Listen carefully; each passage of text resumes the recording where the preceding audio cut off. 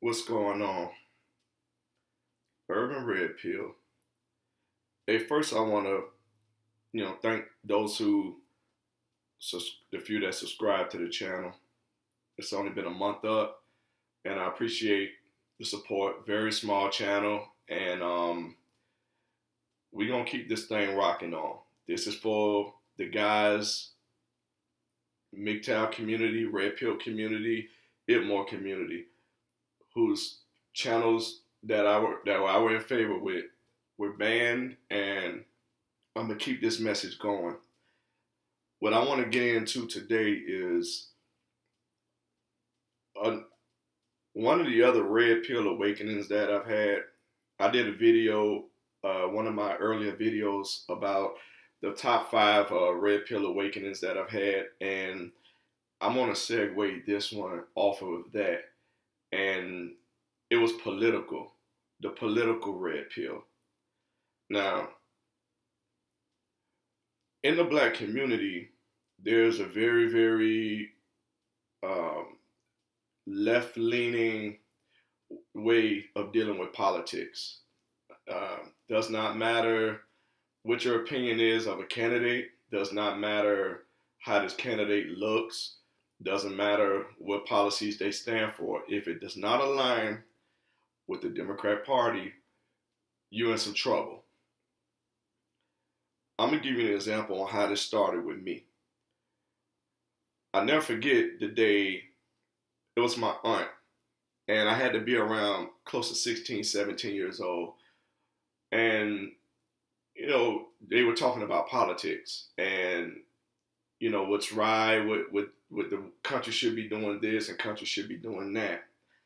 And I was curious to know. So what I did was I asked her, what is it about politics that's, has you guys so upset? And she pretty much broke this down to me like this. She said, the only thing that I need to know is the Republicans are for the rich and the Democrats are for the poor. So I thought about that and I told her, I said, but I don't want to be poor. So why do I have to align with the Democrats? She said, because I am. And it didn't hit me then. Even at an early age, I leaned to the Democrat Party, and my reason for doing so was because my grandmother, they were not doing very well financially in life, and a vote against that party would be a vote against them. That's the way I felt until I was enlightened to, understand how this thing really works. So that was one of the examples I had to go through. Now, fast forward, what I'm not understanding, as we sit right now, even in Chicago, they've got a runoff right now for mayor. And Chicago's pretty much like the murder capital of the world. Black on black shootings, killings, and for some strange reason, we have two finalists that happens to be two black women, and I believe one of them are lesbian. And it just really, I've seen this story before, but this is just, it really was baffling because this here really, really opened my eyes to how deep the black community and this thing with black men and this comfort level that black men have where they're fine letting not only a woman govern them, but they're fine for letting a woman support them. And they're fine with a woman having dominion over them. They're fine with a woman telling them what they should be doing as a man. And this just baffles my mind. I know biologically this can't be the case because just me talking about it now has got me a little fired up. But this here shows just how deep this matriarchy in the black community has become, where you have grown men. Now, The women, I can't hold their feet to the fire on this because women are doing what women do. They're going to align with their best interests and they're going to align with their own. They will align with the hive. I mean, they're hive-minded heifers.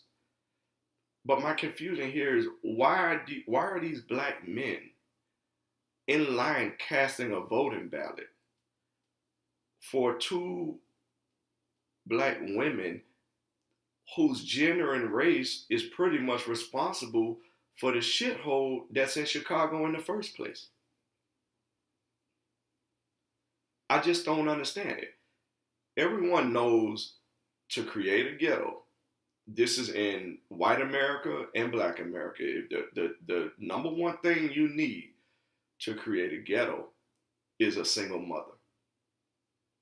Everyone knows this. Everybody knows this blueprint. And Chicago is a hellhole. Why? We know, like we said, the seed starts with single mothers. So now we're advancing this to the presidential level. Now, if you notice with politicians, right, when they want to get elections or get votes, what they do is they check out the demographics that they're trying to cater to, and they figure out a way that they can cut and crust into the core of those demographics, reach them, and hopefully they get their votes in return.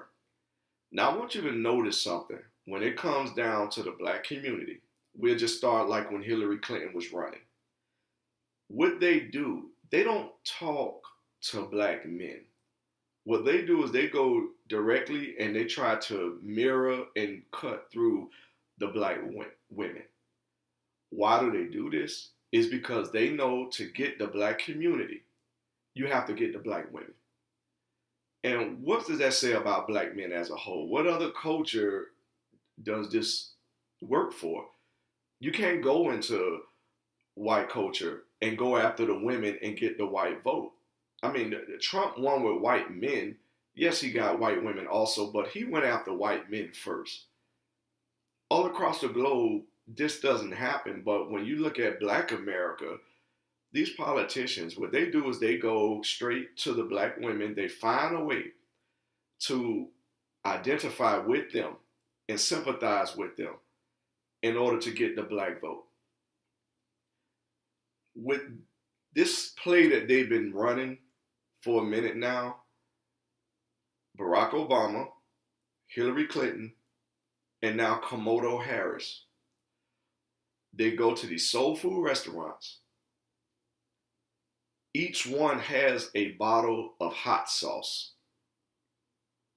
in one hand, and they have Reverend Al Charlotte in the other hand.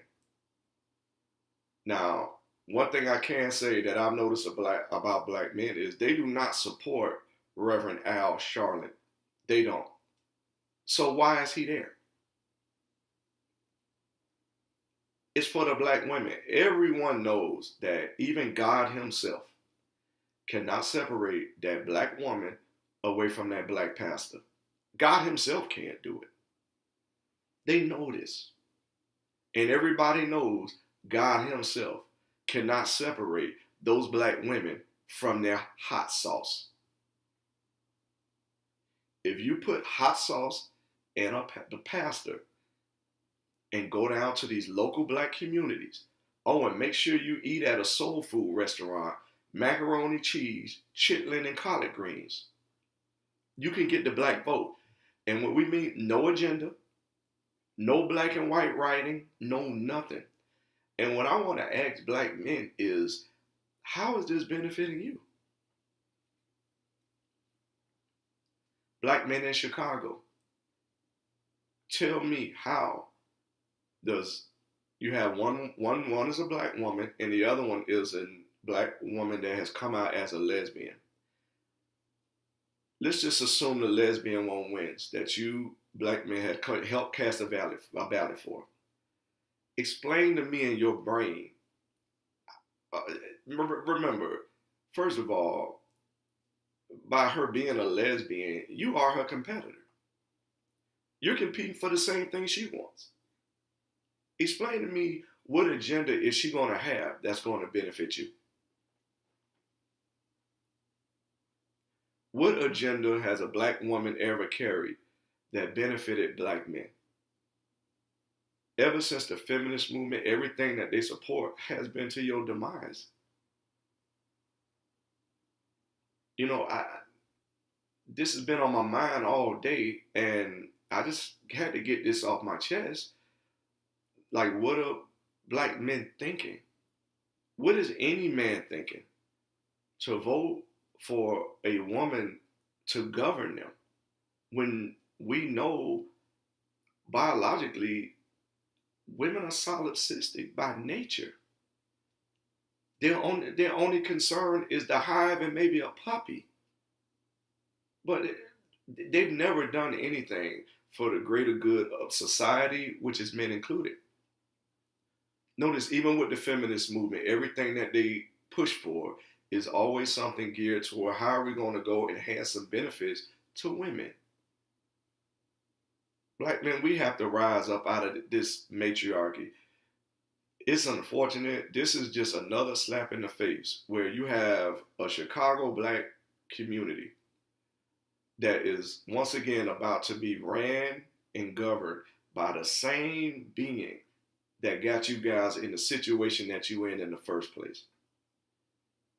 Here you have also black men champion on Kamala Harris once again. And how I know that they're fine with this is because a very, very, very big percentage of them voted to have Hillary Clinton govern them. And they were fine with this. They could sleep at night with this.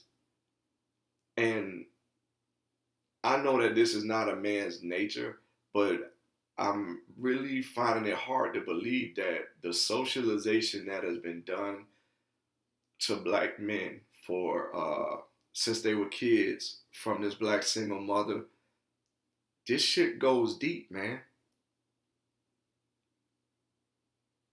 To just sit and you know, I can't sleep at night knowing that a female controls my life, my finances, and controls if the lights stay on or not. I couldn't sleep at night.